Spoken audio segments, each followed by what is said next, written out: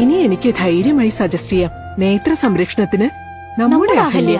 Ahalya foundation eye hospital, കേരളത്തിൽ എല്ലായിടത്തും. മഞ്ചേരിയിലെ കോൺഗ്രസിന്റെ ആസ്ഥാനമായ കെ മാധവൻ നായർ സ്മാരക മന്ദിരത്തിന്റെ നവീകരണ പ്രവൃത്തികൾ ആരംഭിച്ചു. 20 ലക്ഷം രൂപ മുടക്കിയാണ് കോൺഗ്രസ് ഭവൻ നവീകരിക്കുന്നത്. AP അനിൽകുമാർ MLA കെട്ടിടം സന്ദർശിച്ച് നവീകരണ പ്രവർത്തനങ്ങൾ വിലയിരുത്തി. മഞ്ചേരിയിലെ കോൺഗ്രസ് ആസ്ഥാന ഓഫീസായ കെ മാധവൻ നായർ സ്മാരക കോൺഗ്രസ് ഭവൻ 20 ലക്ഷം രൂപ മുടക്കിയാണ് നവീകരിക്കുന്നത്. 2013 ഡിസംബർ 6 മന്ത്രി ആര്യാടൻ മുഹമ്മദിന്റെ അധ്യക്ഷതയിൽ KPCC പ്രസിഡന്റ് രമേശ് ചെന്നിത്തലയാണ് കോൺഗ്രസ് ഭവൻ ഉദ്ഘാടനം ചെയ്തത്.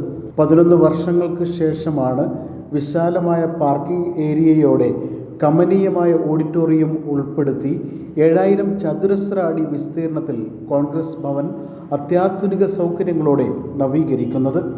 1 മാസത്തിനകം പ്രവർത്തനങ്ങൾ പൂർത്തിയാക്കുമെന്ന് മണ്ഡലം UDF ചെയർമാൻ ഹനീഫ പുല്ലൂർ പറഞ്ഞു. AP അനിൽകുമാർ MLA കെട്ടിടം സന്ദർശിച്ച് നവീകരണ പ്രവർത്തനങ്ങൾ വിലയിരുത്തി.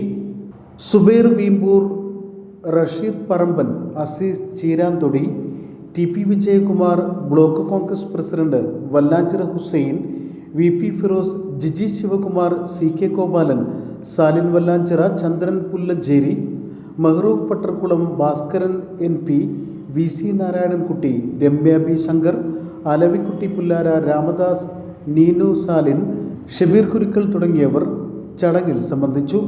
മണ്ഡലം പോഷക സംഘടനാ ഭാരവാഹികളും MLAക്കൊപ്പം സന്ദർശക സംഘത്തിലുണ്ടായിരുന്നു. News bureau, Manjeri.